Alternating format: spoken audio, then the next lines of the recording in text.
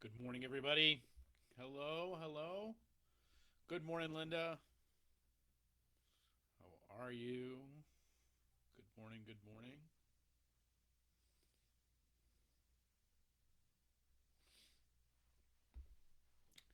Hope you're well on this day.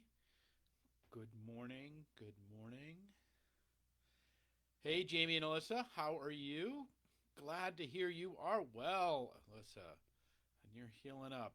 That is good news. John, good to see you. Glad you're here this morning. Good morning, Irene. So glad you're here. How are you, everyone? How is the day this as we get ready for a holiday and a storm and all that is before us? Good morning, Bonnie. Great to see you here.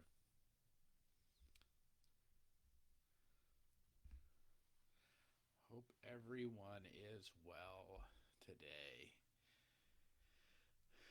That we are journeying through this time together. I'm so glad you're here. Um, Truly, you're.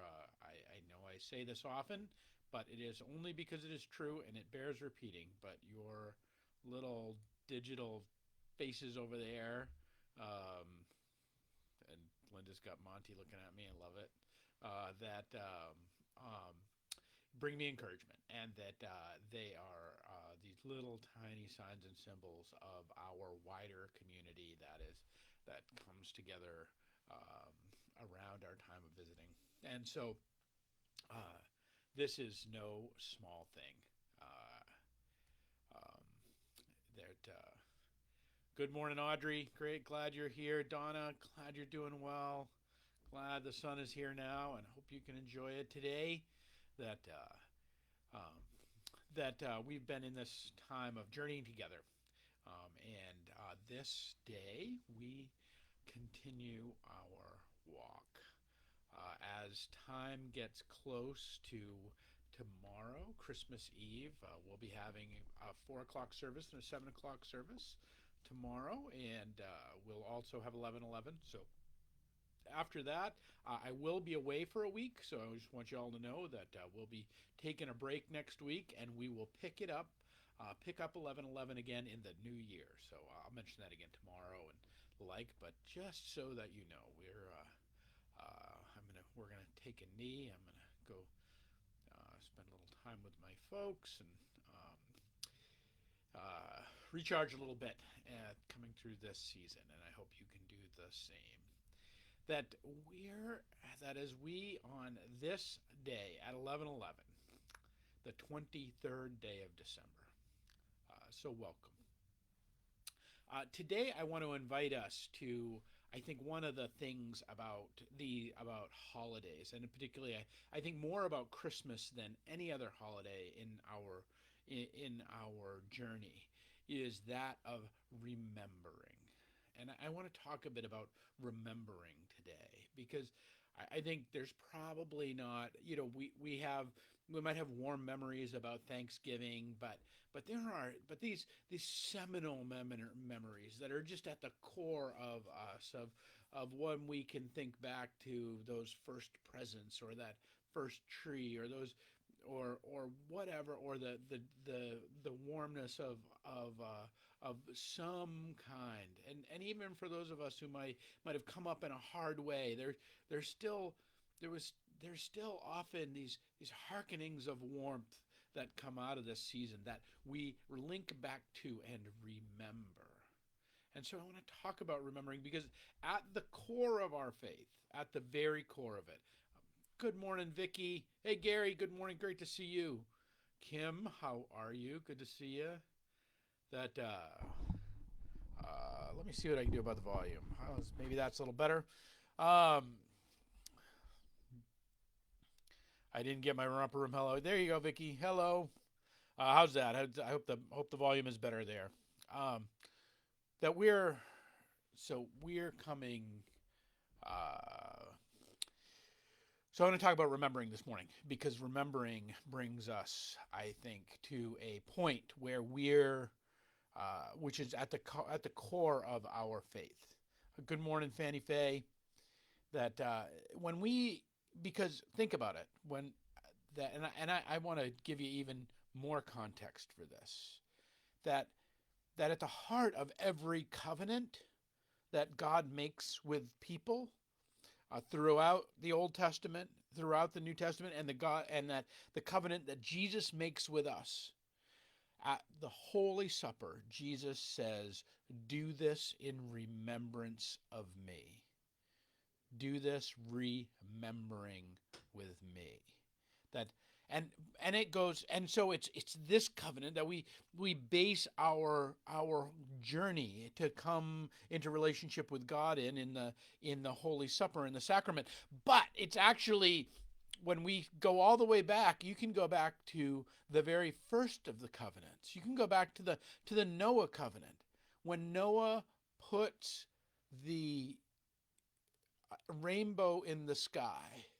He says in Genesis chapter 9, the very beginning of the book, he says, "I will remember my covenant that is between me and you, and every living creature of flesh and the waters shall never again be flooded and destroyed." Now, is this like an Alzheimer's God that God needs to put a sticky note up to make sure you're like, okay, no smiting creation again? Like, I mean, this isn't the case. This idea of remembering is at the core, and I think it's at the core of this time that we're coming into in Christmas, and I think remembering is at the core of our being. And so I want to encourage you in these days ahead and in this time, because I actually think there's a window that opens around Christmas for us to remember. Now, let me spend a second defining what I'm talking about when I say remember. We think about it as this cognitive process, like that in my little bean, I go back to a time when that some other time. We think of it as this thing that happens between our earlobes, that we're in that consciousness that's happening between our earlobes, it might warm the little cockles of our hearts in some ways. That somehow that's just what all remembering is. But I want to consider this differently, because I want to break this up. And I've talked about this before, but I think it's critical. I think it's critical right now for us to think about what it is to remember. You see, when we talk about ourselves as a part of creation, as we talk about ourselves as a part of the body of Christ, as we talk about ourselves as people who are connected to a whole and a part of a whole, we are like digits. We are like fingers. We are like members. You have members, right? You have hands that are members. You have arms. You have legs. You have your members. That in fact, if we lose them, the word we use is to be dismembered, that you're taken apart. Your members are dislocated. Now, I don't mean to get all gross this morning, but I think biologically is the way to talk about this, because I believe this is a biological process. This is an incarnational process. We've got to remember, we're in Christmas. We're in the season. We're coming on the doorstep of the season where God is breaking into the world in bodily form. This isn't a cognitive thing. It isn't even a warm heart thing. It's a physical thing. And so when we talk about remembering, we're talking about reconnection. And I really think that there's a time in our life right now to think of that is probably more powerful this year because of what we've been through in 2020 than it probably has than maybe in even our lifetimes. But the need to remember our lives and our connections, and to remember ourselves to God, to be about the practice of reconnecting ourselves to our source, to the place from which we come and the place to which we will go. And now that all sounds like, well, it doesn't sound very kind of biological. It doesn't sound very body. But I want to consider that happens. The way that happens is through the course of you and me. That happens through our connections. That happens through, there are people on this feed that I have known for a goodly amount of my life.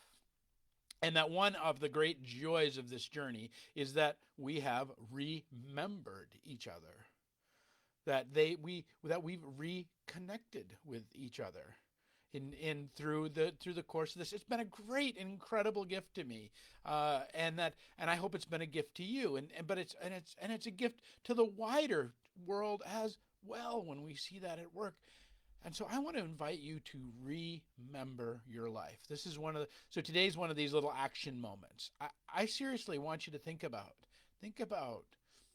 your childhood and those people that you are connected to. Think about your earlier days that you were connected to.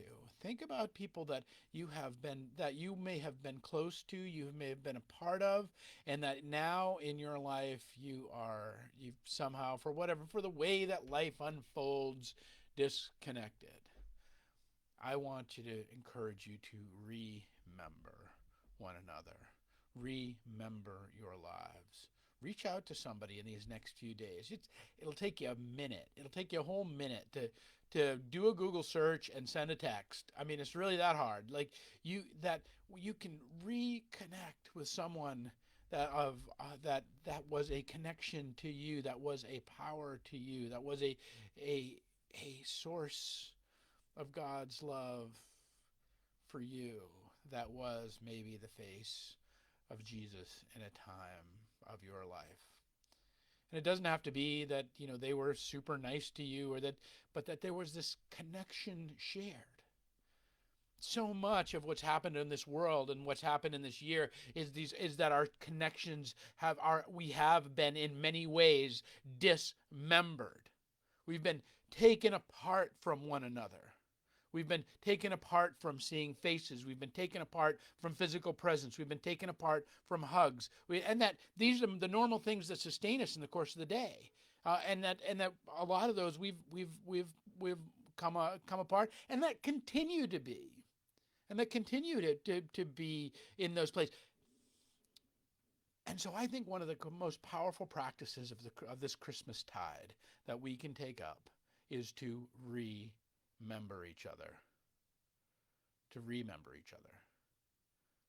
To be about the business of reconnecting with somebody in your earlier life.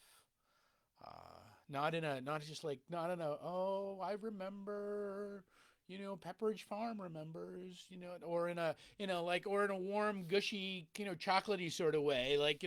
Oh, that was so great when this person was like that. No, I'm talking about a physical way. I'm talking about find a way to connect with somebody, to reach out to somebody, and see what happens. And this is part of the reason. It's not just that you'll do this, not just that you'll step into this, but that you will have this chance, have this opportunity to remember with someone, to as if you were to lose a finger and they go to the hospital and they sew it back on, that you reconnect and new life comes and life flows back into that connection, that new life flows into this connection that maybe you've lost over time. That's a beautiful thing. But I want to invite you to really, when you do this, to do it in a mindful way, that you watch what happens. Watch what happens in your own heart. And watch what happens to the other person and the way that they receive this. Watch what happens to the broader, to your world. Watch what happens to you, the relationships that you have right now when you do this one thing. Just pay attention a little bit in the process of remembering, because I think this Christmas tide, this time, opens to us a window to do this.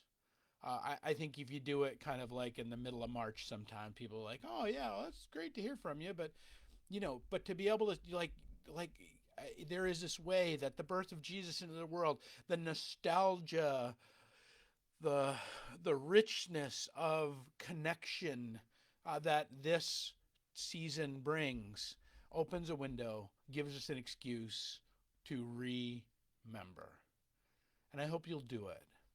I hope you'll do it in a really intentional way. You'll do it in a conscious way, that you'll pay attention to what's happening in your mind and your head, because remembering is at the heart of our covenant. It's at the very first of the covenants when Noah notices, no, it says, I promise to when God says, I promise to remember in the Noahic covenant.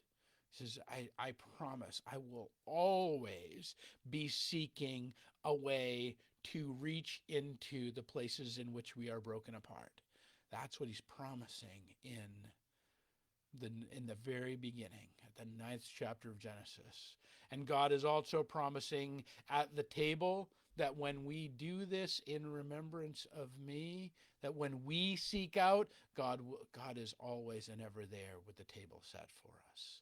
It is both ends of the world, both ends of living, both ends, our separation and our connection, both are contained within God's love for remembering us. So I want you to remember somebody in your past, remember somebody of your life. Remember, maybe it's just last week or something that you realize that these connections have fallen apart. But I suspect there is the whole host of spirit that is waiting to move. Hope and grace and peace and love in this season, with just our ability, our willingness to remember. One of my favorite theologians, Swedenborg, says that when we move one thing, God moves 1,000 things. Well, today, friends, I'm inviting you to move the one thing. Remember somebody. Remember a connection. Reconnect. Replug in. Sew together a connection that has fallen away over these last years, and see what happens. Pay attention to your heart. Pay attention to your other relationships around you. Pay attention to the world as you move through it. Pay attention to your worldview. And I promise you that this season of miracles will bear forth great fruit and great beauty in remembering. All right, friends. This is my hope for you today. Again, tomorrow night at 4 o'clock and 7 o'clock. We will also be on Facebook Live. We'll have 4 o'clock children's service, a 7 o'clock traditional candlelight service, and we will also have an 11:11 tomorrow. So we'll have all kinds of great ways to remember one another. So I hope you'll be a part of our continued journey, and peace and grace to you, my friends.